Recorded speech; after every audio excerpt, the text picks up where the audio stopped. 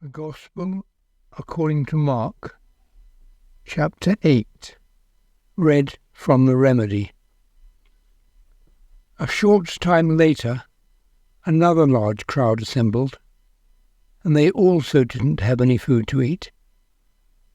Jesus took note of their situation, called his disciples and said, "I care about these people. They have spent 3 days with me, and now have nothing to eat. If I send them home on an empty stomach, some may faint from exhaustion, because many of them have come from far away." His disciples replied with uncertainty, "But we're in the middle of nowhere. From where are we to get enough bread to feed them?" And Jesus asked them, "How many loaves do you have?" 7, they replied. So Jesus instructed the crowd to sit down on the ground. After he gave thanks for the 7 loaves, he broke them and gave them to his disciples, who gave them to the people. He also had a few small fish, which Jesus took, gave thanks for them, and passed the fish to the disciples to give to the people. The crowd ate all they desired. When everyone was full, the disciples collected 7 baskets full of leftovers. There were about 4,000 men present, plus women and children.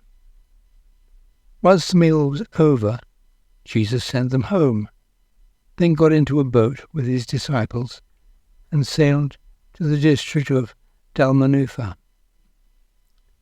Theologians from the school of the Pharisees, who prefer legal theology, came and began to challenge Jesus. They demanded a sign from heaven to prove his right to teach what he did. He groaned at how closed their minds were to evidence and truth and said, "Indeed, the people of today prefer miraculous signs, but I am here to tell you the truth. No miraculous sign will be given to them." Then he left them standing there, got back in the boat, and crossed back to the other side. Once on the boat, the disciples realized they hadn't brought any food except for 1 loaf of bread. Jesus said to them, "Keep sharp, stay vigilant, and watch closely to keep out the yeast of legal theologies, like those taught by the Pharisees and imposed law constructs used by human governments like Herod's for the church." The disciples were too concrete in their thinking and wondered, is it because we didn't have any bread with us that he mentioned yeast? Aware of their conversation, Jesus said, "Why are you focusing on bread? Is your perspective so small that you think only about food for the body? Don't you realize what is happening? Are your minds too steeped in tradition to figure it out? You have eyes, but fail to comprehend, and you have ears, but fail to understand. Don't you learn from experience? Remember when I, with just 5 loaves, fed over 5,000 people? How many baskets of leftovers did you gather? 12, they replied. Or what about when I fed over 4,000 with 7 loaves? How many baskets of leftovers did you gather then? 7, they mumbled. He gently urged, "Think about it. Don't you understand yet?" When they came to Bethsaida, some people put a blind man to Jesus and begged Jesus to touch him. He led the blind man by the hand outside the village. Then, to avoid introducing doubt, Jesus met the man's expectations for how healing was done and put saliva on the man's eyes, and then placed his hands on him. Then Jesus asked, "What do you see?" The man looked up and said, "I see people, but it's kind of blurry. They look like trees moving around." So Jesus touched the man's eyes once more, wiping them clean. Then the man could see everything clearly. Jesus sent him home, instructing him, "Don't go back to the village." Jesus and his disciples continued on to the towns around Caesarea Philippi. While they were walking, Jesus asked them, "Who do people say that I am?" So they told him, "Some say you are John who immersed people in water. Others say you are Elijah. And still others say you are one or the other of God's spokesmen from the past." "Well," Jesus said, "what about you? Who do you say I am?" Peter answered without hesitation, "You are the Messiah, our Saviour." Jesus warned them that it was not the time to tell the people this.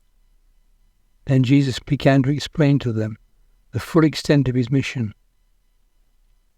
The Son of Man, in order to provide the remedy to sin, must suffer the weight of many things, including rejection by the church leaders and condemnation by the theologians, senior priests, pastors, and church lawyers. He must be killed, and on the third day rise to life again. He didn't hide the truth, but told them plainly what was going to happen. Peter didn't like what he was hearing, so he took Jesus aside and tried to direct him down a different path. Jesus saw all the disciples watching and turned to Peter and said, "Get Satan's methods of selfishness away from me.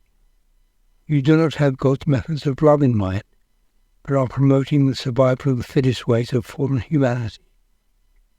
Then he summoned the crowd to join him and his disciples and said, "If anyone wants to follow me into unity with my Father, they must surrender their life, willingly choose to die to selfishness, and follow me in love. For whoever follows the survival of the fittest principle and seeks to save their or her life will lose it, because the infection of selfishness will not be eliminated. But whoever loses their life in love for me will find eternal life, for they will have been restored back to God's design for life, selfless, other-centered love. What good does it do to selfishly hoard all the treasures of the world, only to die eternally? Or how much is one's individuality, their eternal existence, worth to them? If anyone is ashamed of me and my methods of truth and love, and chooses unity with this disloyal and selfish generation, the Son of Man will be unable to unite such selfish people into his family when he comes in the fullness of his Father's glory with his holy angels.